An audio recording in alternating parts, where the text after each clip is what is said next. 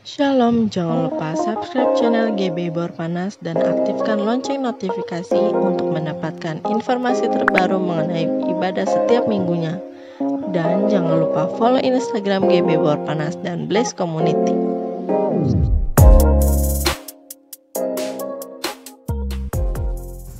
Shalom teman-teman, kembali lagi kita akan bersama-sama memuji dan memuliakan nama Tuhan.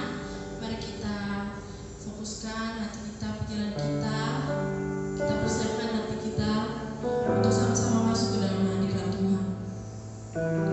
Kita angkat pujian, bersyukur buat kasih.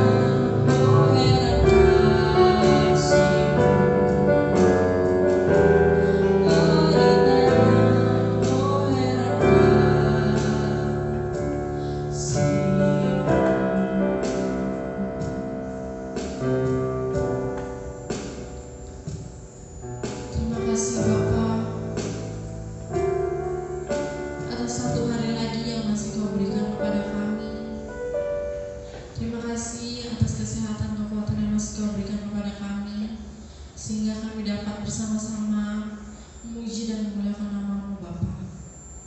Berkatilah ibadah kami dari awal pertengahan hingga pada akhirnya. Biarlah nama-Mu saja yang kami puji dan kami muliakan. Hanya dalam nama-Mu kami berdoa. Haleluya. Amin. Mari kita sama-sama akan memuji nama Tuhan. Kita angkat pujian. Mari masuk gerbang.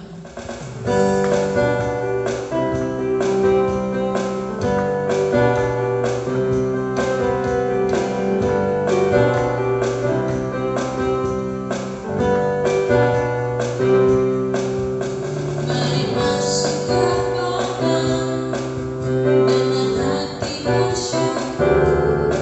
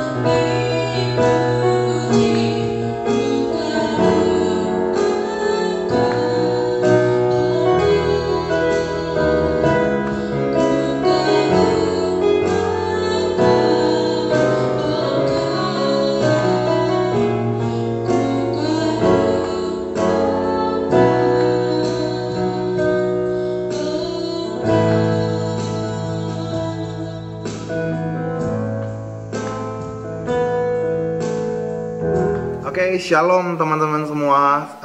Apa kabar kalian? Gue yakin pasti kalian luar biasa kabarnya. Teman-teman, hari ini gue mau share tentang firman Tuhan yang berjudul Ruang Tunggu. Tapi sebelumnya, gue mau perkenalan dulu nih. Nama gue J. Hosea Praise Hasibuan. Yes, gue Batak. Tapi mama gue Chinese, jadi gue Batak Cina gitu ya. Kalian boleh panggil nama gue Hosea, Hosea, Hos, terserah kalian mau panggil gue apa. Gue teman Civeli, teman deketnya Civeli. Nah, jadi hari ini nggak kebetulan ya, Civeli meminta tolong kepada gue untuk membuat memberikan firman Tuhan kepada kalian. Dan gue yakin, gue percaya banget bahwa firman Tuhan itu akan selalu memberkati kita untuk mengubah kehidupan kita menjadi ke arah yang lebih baik. Maka daripada itu, izinkan gue buat membagikan firman Tuhan kepada kalian. Hari ini firman Tuhan kita yang akan kita baca itu Amsal 3 ayat 5 sampai dengan 6. Percayalah kepada Tuhan dengan segenap hatimu, dan janganlah bersandar kepada pengertianmu sendiri. Akuilah Dia dalam segala lakumu, maka Ia akan meluruskan jalanmu. Teman-teman, judul firman Tuhan pada sore malam hari ini adalah ruang tunggu. Ketika kita berjalan, ya kan, ketika kita sedang menunggu sesuatu, kita sedang berada di ruang tunggu, gitu kan. Ketika kita sedang menantikan mukjizat terjadi, ketika kita sedang menantikan pertolongan Tuhan, ya kan, kata menanti, kata menunggu, ruang tunggu, ya kan. Nah, kata ruang tunggu itu adalah kata yang menurut gue nih, secara pribadi, itu adalah kata-kata yang gak enak. Siapa yang mau nunggu? Gak ada yang mau nunggu gitu loh. Di dalam kehidupan kita ini kita nggak ada namanya menunggu, sabar menunggu, nggak ada. Kalaupun ada itu pun jarang, gitu kan. Dan gue yakin rata-rata kita yang anak muda nih, lu pada pasti nggak mau dengar kata menunggu, bahkan disuruh tunggu gitu loh. Tapi hari ini gue mau kasih tahu ke kalian bahwa pentingnya ruang tunggu, pentingnya menunggu proses yang terjadi dalam kehidupan kalian untuk future, your good future, untuk masa depan yang lebih baik. Tadi Amsal bilang bahwa jangan kamu mengandalkan diri sendiri, tapi percaya kepada Tuhan. Jangan mengandalkan kekuatan sendiri. Nah, jadi apa sih yang harus kita lakukan selama penantian ini, selama ruang tunggu ini, apalagi kita sedang dilanda dengan pandemi COVID-19. Gak ada yang mau di dalam pandemi ini loh teman-teman. Gue yakin lu semua pasti gak mau namanya di dalam pandemi. Tapi ini yang terjadi dalam dunia kita. Kehidupan nyata kita mengatakan bahwa ya kita harus masuk dalam ruang pandemi gitu loh. Nah, maka daripada itu, ini kita sedang menanti pertolongan Tuhan. Ya, kita jangan mengatakan bahwa COVID ini adalah hukuman dari Tuhan. No, jangan. Tapi kita mengatakan bahwa ini kedaulatannya Tuhan dan kita sedang menunggu pertolongannya Tuhan. Maka daripada itu, Amsal mengatakan, sekali lagi, kita baca dari yang tadi, Amsal 3 ayat 5 sampai dengan 6 dibilang, percaya kepada Tuhan, ya kan, dengan segenap hatimu, dan jangan pernah kita bersandar sama kekuatan kita sendiri. Akui jalannya Tuhan, akui Tuhan, maka Tuhan akan meluruskan jalan kita. Maka daripada itu teman-teman, apa yang kita harus lakukan selama di ruang tunggu ini? Kita sedang menunggu pertolongan Tuhan. Tapi what should we do ketika kita di dalam ruang tunggu ini? Apa yang kita harus lakukan? Kerohanian kita, apa yang harus kita lakukan selama di ruang tunggu? Gue kasih kalian 4 tips. Yang pertama, poin yang pertama, lakukan pujian dan penyembahan di dalam setiap masalah kalian atau di dalam ruang tunggu kalian. Gue percaya ruang tunggu itu adalah di mana proses, ya kan? Proses ketika kalian lagi dalam masa-masa masalah. Nah, ketika kalian lagi mengalami masalah, mengalami penderitaan, pujilah Tuhan, sembah Dia, praise and worship. praise Him, worship Him, adore Him. Jadi ketika di dalam masa penantian, pujilah Dia. Jangan kita malah mengeluh, kita malah menuntut Tuhan dan kita menyalahkan Tuhan. Tapi sebaliknya, pujilah Tuhan, syukur apa yang terjadi dan yang akan terjadi. Ucap syukur. Itu hal yang penting. Ya kan? Itu yang terpenting. Kalian harus tahu sifatnya Tuhan. Nih, kalian ketika memuji, kalian harus tahu sifatnya Allah itu seperti apa. Kalian harus tahu pribadinya Allah. Kalian memuji Allah karena kalian tahu pribadinya Allah. Makanya bangun hubungan dengan Tuhan, bangun pribadi engkau kepada Tuhan, maka engkau akan mengenal Dia lebih dalam lagi. Kita tahu bahwa Allah itu tidak pernah terbatas. Allah itu tidak pernah berubah. Allah itu maha kuasa, Allah itu sempurna, Allah itu penuh belas kasih dan sebagainya. Kita tahu, maka daripada itu puji Dia. Andalkan Tuhan. In your waiting room ya. Waiting room kali ya. Waiting room, puji Dia. Kedua, iya kan? Teruslah exercise. Jadi sembari kalian sedang dalam masa-masa penantian, iya kan? Exercise terus supaya otot-otot rohani kalian itu kuat. Exercise-nya dengan apa? Oh, exercise-nya dengan membaca firman Tuhan, memuji nama Tuhan. Misalnya gini, kalian pernah ngeliat orang nge-gym? Kalian pernah, ya kan? Ngeliat, atau kalian sendiri yang nge-gym? Itu kan kalau angkat dumbbell, ya atau barbell gitu kan semakin lama semakin kebentuk ototnya. Bener ya? Ketika kalian melakukan exercise, sit up, push up, sebagainya, ya kan? Nah, itu akan membentuk otot-otot fisik kalian. Sama dengan halnya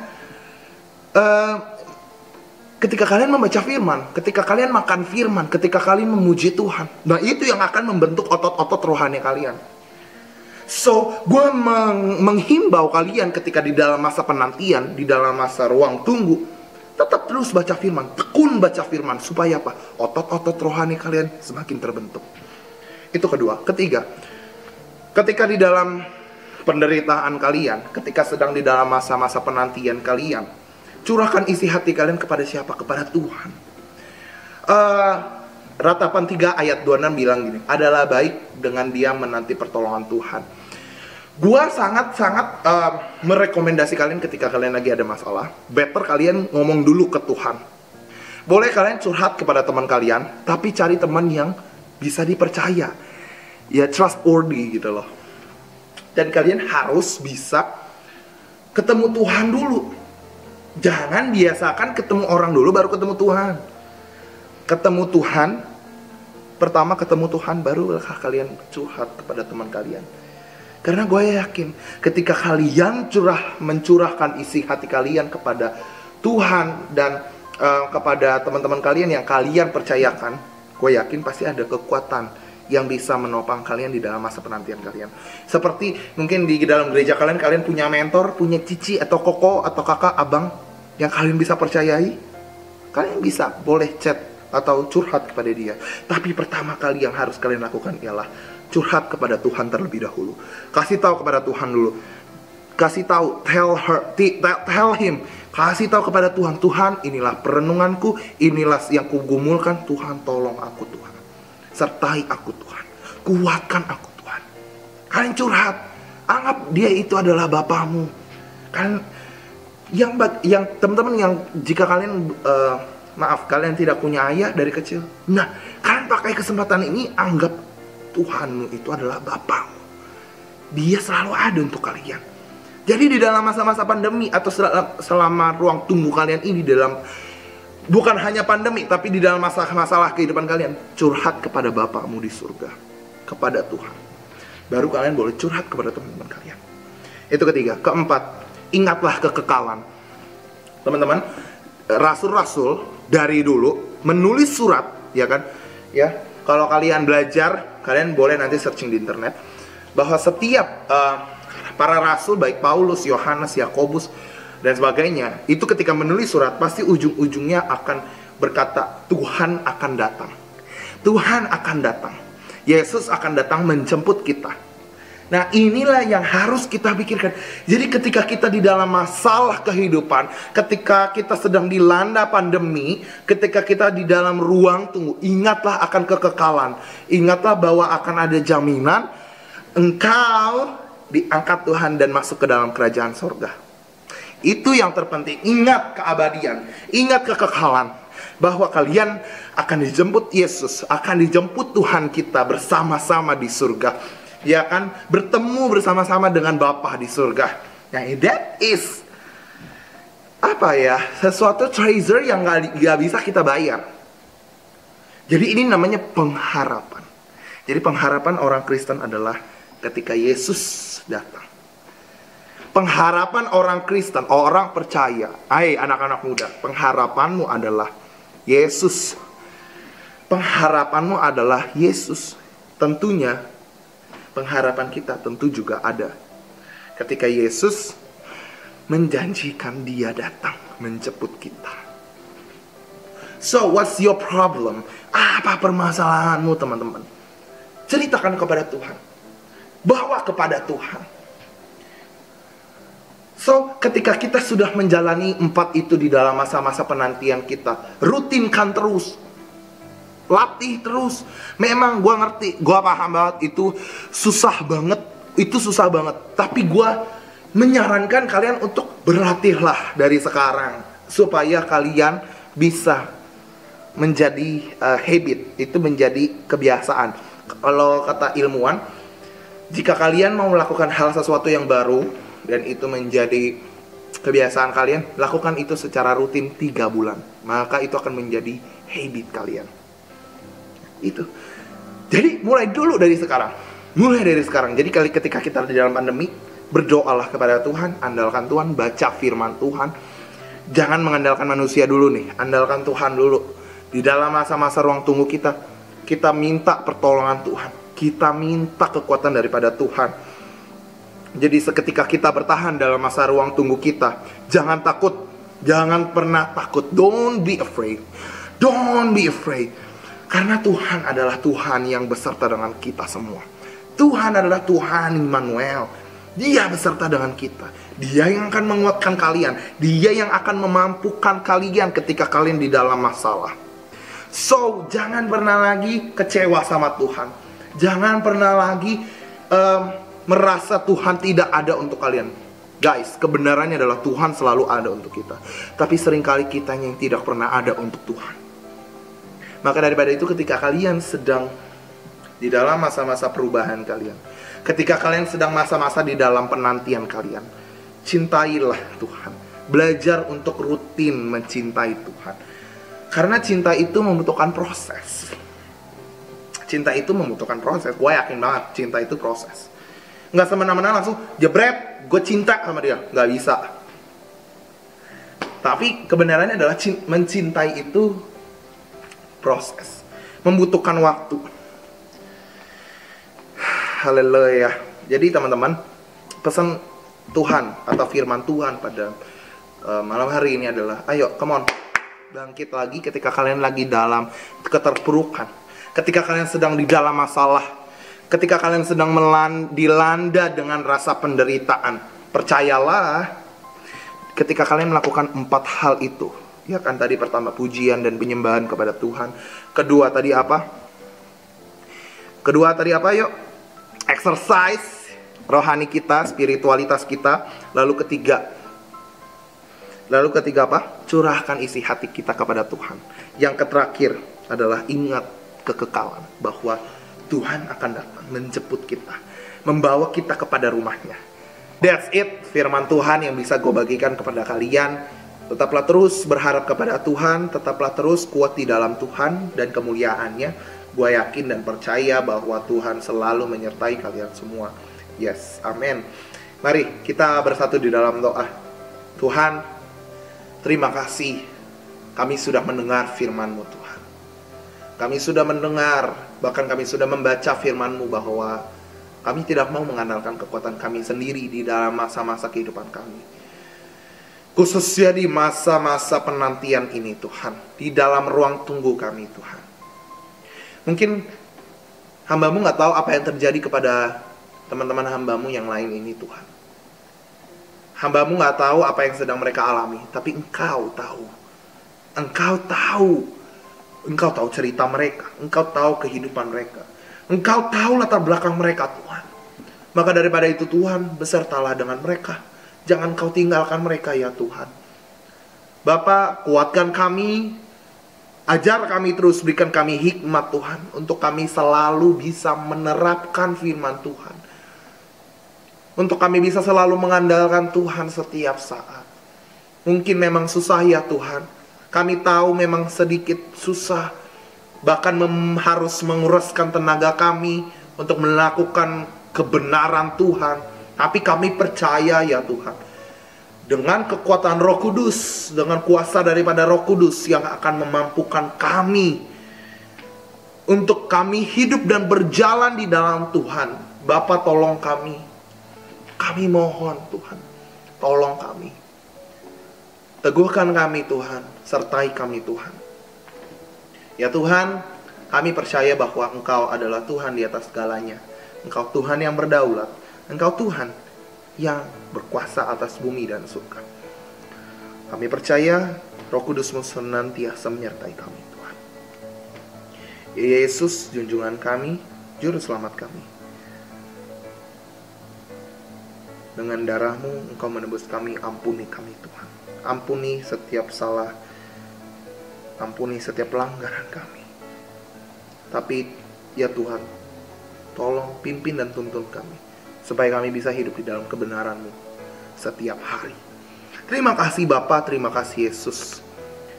Dalam nama Bapa, Putra, dan Roh Kudus, di dalam nama Yesus Kristus kami berdoa dan bersyukur. Yang percaya kita sama-sama katakan, amin, amin, amin, amin, amin. Thank you semuanya. Tetap kuat di dalam Tuhan. Jangan pernah putus asa. Ingat, masa depan kalian masih panjang. Dan perjalanan kalian juga masih panjang. Tapi Tuhan selalu menyertai kalian. Itu yang gue percaya. Bahwa Tuhan selalu menyertai kalian. Dan Tuhan tidak pernah meninggalkan kalian sedetik pun. Maka berharaplah terus kepada Tuhan. Tetap exercise rohaninya. Baca firman, doa setiap hari. Jangan anggap itu sebagai rutinitas, tetapi sebagai bentuk atau wujud percintaan kalian kepada Tuhan. See you guys. Semoga kita akan bertemu kembali. God bless you all.